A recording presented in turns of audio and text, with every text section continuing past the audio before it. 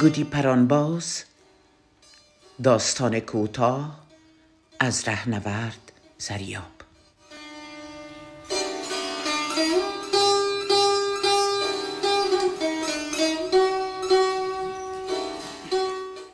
ما یک گودی پرانباز هستم. از وقتی که خود شناختیم سر و کارم به تار و گودی پران بوده. تمام بهار و تابستان انتظار میکشم تا زمستان برسه. هر قسم تار میتونم بزنم: آسمانی، گلابی، لیمویی، سفید و چتکه‌ای. البته هر کدام این رنگ ها برای یک وقت معین خوب است. مثلا وقتی در آسمان ابر تیره باشه، تار سفید خوب است. اگر ابر روشن باشه، رنگ لیمویی خوب است. و اگر صاف باشه، تار آسمانی بهتر است. زیرا تار به خوبی دیده نمیشه و از دست چیلک بچه ها محفوظ میمونه. در سراسر کوچه بچه ها مرا میشناسن و احترامم میکنن تا مبادا با هم چپ شویم.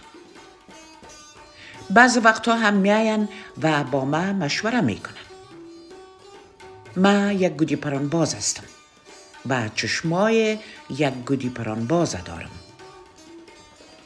وقتی 2 گودی پران در هوا در جنگ هستن، من میتونم به یک نظر بگویم که کدام اونا میبره و کدامش بریده میشه. بعض وقتا که یک جنگ خوب ادامه داره، بچه ها از بامایشان سرم صدا میکنن: یعقوب کدامش میبره؟ او وقت من به گودی پرانا نظر مندازم، فکر میکنم، همه چیز پیش خود میسنجم و جواب میتم اونو سرخ پیشنگه میبره. و یک لحظه بعد همه تو میشه. در سراسر منطقه ما تنها یک حریف دارم و او امید توتله است. ایره باید اعتراف کنم که ای توتله ای چیز از ما کم نداره. خرابتر از ما تار نمیزنه و کمتر از ما چال و فن نمیفهمه. چون زورای ما برابر است، با هم در صلح هستیم و میکوشیم سر همدیگه تار نتیم. خب من یک گودی پرانباز هستم و یک گودی پرانبازم مثل هر کسی دیگه یک واقعه جالب در زندگیش دیده. واقعی را که من دیدم 4 سال پیش رخ داد. یک روز چاشت صدای دروازه کوچه ما بلند شد. در که باز کردم، دختر را دیدم که چادری سبز داشت و با یک نوع عجله پرسید: یعقوب خودت هستی؟ همونطور شتاب زده گفت: ما همسایه شماستیم، نوده کوچه آمدیم. برادر خوردم ناجور است، آوازی تا رو شنیده. آل 3 گود تا روان کرده که بر شیشه بزنی. میزنی؟ آواز دلانگیزی داشت که بسیار خوشم آمد. اکنون دیگه از پشت چشمکای چادری چشمایش میتونستم ببینم. چشمای سیاه و جلادار داشت. بینی و پیشانیش سفید بود. به نظرم مثل گودی پران سفید معلوم میشد که چشمکای سیاه داشته باشه. اندام لاغر و باریکش قد میانی او را بلند نشان میداد. من منگ شده بودم که تقریبا با نوع عصبانیت پرسید: میزنی یا نه؟ تکان خوردم و با دست پاچگی جواب دادم: میزنم.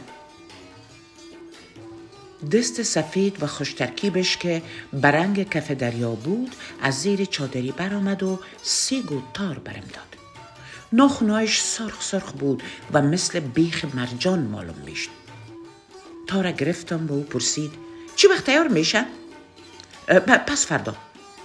میخواست بره که پرسیدمش چی رنگ باشه؟ رویش گشتان و جواب داد: چه رنگ باشه؟ دوباره پرسیدم: یعنی میگی چتکه‌ای؟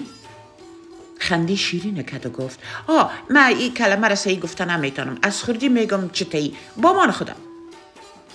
او رفت و تا زمانی که بر بار دوم دیدمش، همین سخنای آخرش در گوشایم صدا میکرد: از خردی میگم چتکه‌ای باشه، با مان خودم. در دو روز بینی و پیشانی سفید و چشمای سیاه و جلادار او از پیش نظرم گم نمی شدن. مثل یک گودیپران سفید که چشمکای سیاه داشته باشد. دلم پشت سر هم یک شوق ناشناس قطقطک می داد و پی هم دلم می شد که زمزمه کنم همسایه نو ما. با وقت مادرم دیدم فریاد زدم چی همسایه خوبی پیدا کردیم؟ مادرم خونسردانه پرسید تو میشناسیشان؟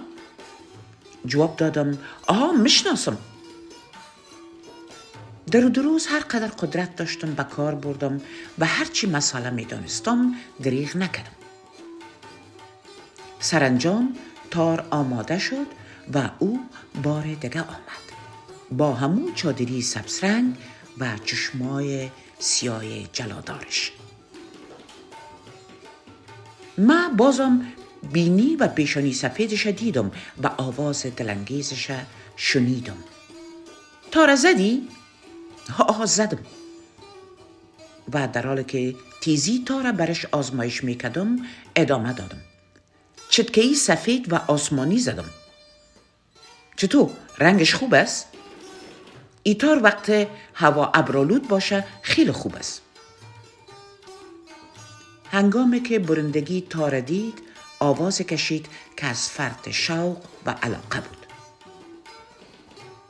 چرخه تار تقریبا از دستم چور کرد و پرسید چند بتم؟ ما بدون ای که سوال او را جواب بدم گفتم ای چرخه هم که میبینی شیشمیست، مثل فولاد محکم است، از بامم که بفته نمشکنه. او سخنم برید و با همون حالت نیمه عصبانی روز اول پرسید چند بتم؟ از این سوال او یک نوع خجالت در سراسر بدنم دوید. چی میگی؟ از همسایه خود چطور پیسه بگیرم؟ یعنی پیسه نمیگیری؟ سرم تکان دادم نه. به سر و پایم نگاه انداخت و مثل روز اول خنده شیرین کرد. خب بابان خودم. و رفت. ای بار شوق دلم سخت‌تر قطقطک داد. همسایه نو ما. با بازم وقتی به درون خانه رفتم و مادر دیدم فریاد زدم چی همسایه خوبی پیدا کردیم؟ او خونسردتر و بی‌علاقه‌تر از بار اول پرسید اونا را میشناسی؟ با یک نوع غرور تقریبا فریاد زدم میشناسم. فردای او روز دبام بودم و گودیپرانا را تماشا میکردم. حمید توتله هم گودیپران قیل کرده بود و یک تاز میدان شده. گودیپرانش یک سه‌پرچه آبیدم سفید بود که مثل اژدار غر میزد و به هر طرف هجوم میبرد و کس هم نبود که در برابرش بایسته.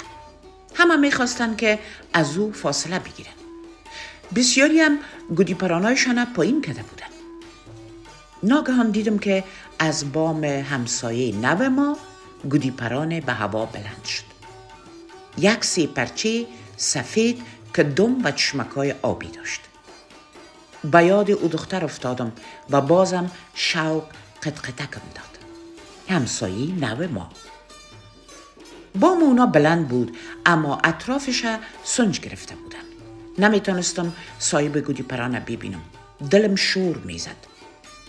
میخواستم کیفیت تار خود مشاهده کنم. گودیپران اوج گرفت. ناگاه متوجه شدم که سه‌پرچه آبیدم سفید به سوی گودیپران حمید توتله میره. لرزه بر اندامم افتاد تا خواستم با تمام نیرویم فریاد بزنم که به او طرف نروه، ولی دیر شده بود و تارای اردو گودیپران به هم تو خورده بودن. او وقت سستی و رخوت سراسر بدنم فرا گرفت. یقین داشتم که همسایه نو ما ای بچگک ناجور به دود هوا بریده میشه. او وقت دیگه سوی او دختر دیده نمیتونستم. میدانستم که برای بریدن تنها تار خوب کافی نیست، مهارت و تجربه هم لازم است و این هر دور حمید توتله به قدر کافی داشت. زمان از این خیالات بیرون آمدم که هر دو گودیپران خیلی دور رفته بودن. دانستم که جنگشان خیلی طول کشیده. در دلم امید بیدار شد. دانستم که همسایه نو ما هم تازه کار نیست. با خود گفتم این همسایه نو ما گودی پران باز خوب است. نمیدونم چرا تا شروان کرد که مشیشه بزنم. حال دیگه هر دو کاغذ پران خیلی کوچک به نظر می آمدن. سیپرچی حمید تتله استاده پیش می رفت و از همسایه نو لود خورده می رفت. ناگهان دیدم که کاغذ پران همسایه نو ما غرغره مانده و گودی پران آیسته آیسته روی بام خانه پایین میشه. دستای من دور دانم گرفتم و فریاد زدم لوت نتی استادش کو. ولی گودی پران همچنان لوت میخورد و لحظه به لحظه پایین تر میرفت. مثل ای که همسایه ما صدای من نشنید. پیش خود گفتم بخیالم که ای بچگک ناجور کرام است. او وقت با شتاب از دیوار بالا رفتم، یک بام پیمودم، از سنج همسایه نو ما بالا شدم. چشمم که بروی بام همسایه نو ما افتاد، از حیرت خشک ماندم. در اوجه دختر همسایه را دیدم که به دست چپش چرخه را گرفته و در دست راستش تار گودی پرانه داشت. موهایش پریشان شده بود. مضطرب و سراسیمه معلوم میشد.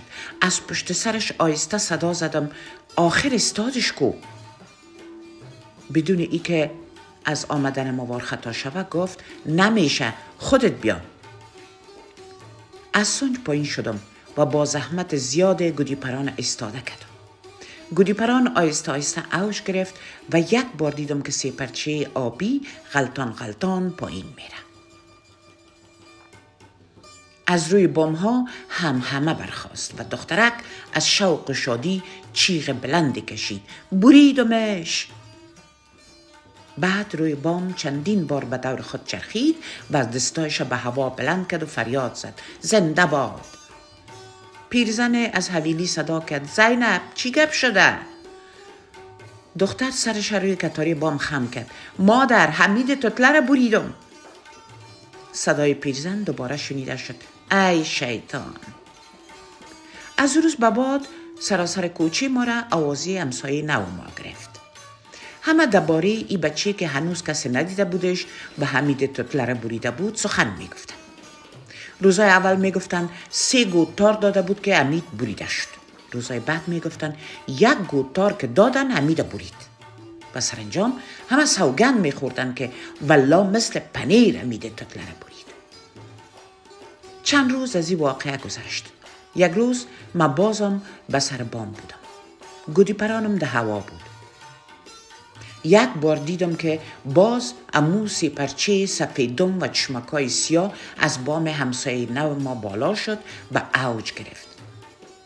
و در یک چشم به هم زدن دیدم که کنار گودی پران ما قرار گرفته و بنای جنگ داره. نمیتونستم از او بگریزم زیرا تمام اعتبارم از دست میدادم. خشم سراسر بدنم فرا گرفت و زیر لب گفتم ای دختر احمق. دیگه جنگ در گرفته بود. میدانستم که هرگاه تارها یکی باشه مهارتها نقش اساسی داره. از این رو یقین داشتم که با مهارت خود به همسایه نو ما پیروز میشم. وای که در 3 دقیقه اول کمی ناشیانه تار میداد، بعد از آن چنان جنگ میکرد که انگار 20 سال گودی پران باز بوده. قلبم لحظه به لحظه بیشتر از هراس و غضب انباشته میشد. بچه ها دستا را روی چشمانشان سایبان ساخته و با علاقه و هیجان گودی پرانای ما را می نگریستند. تپش دلم سریعتر میشد. گودی پرانای ما لود زنان دور می شدند.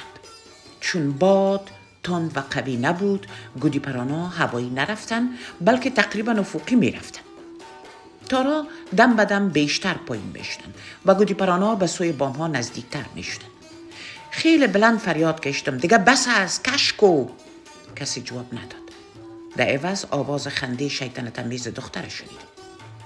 بایی هم گودی پران خود استاده کردم و شروع کردم به کش کردن. گودی پران ما کم کم اوج گرفت. امیدوار بودم که همسایه نو ما هم کش کند. بله او همچنان تار میداد. تار دادن از سریعتر ساخت. بار دیگر با خشم فریاد زدم کشکو. در میان لرزش غضب آلود احساس کردم که تار در دستم شل شد و از بام ها همه حیرت آمیز برخاست. او ما بریده شده بودم. تار رها کردم. با شتاب از بام پایین شدم. از دیوار بالا رفتم تا هرچی دو دشنام یاد داشتم نثار دختر همسایه کنم. هنگامی که از سنگ بالا شدم و چشمم بروی بام افتاد، دانم خشک و دست و پایم سست شد. زیرا دیدم که تار گودی پران در دست حمید تتله بود و دختر همسایه ما به دور خود می چرخید. بعد آواز پیرزن از پایین بلند شد. زینب، چی گپ شده؟ دختر سرش روی کتاری بام خم کرد. مادر، یعقوب بریدم. صدای پیرزن دوباره شنیده شد. ای شیطان. و حمید تتله در حالی که گودی پران آرام آرام پایین میکرد، بدون ای که به شادی دختر توجه داشته باشه، میگفت وقت حریف کش کرد بمان که کش کنه تو تار بتی و تیز تار بتی.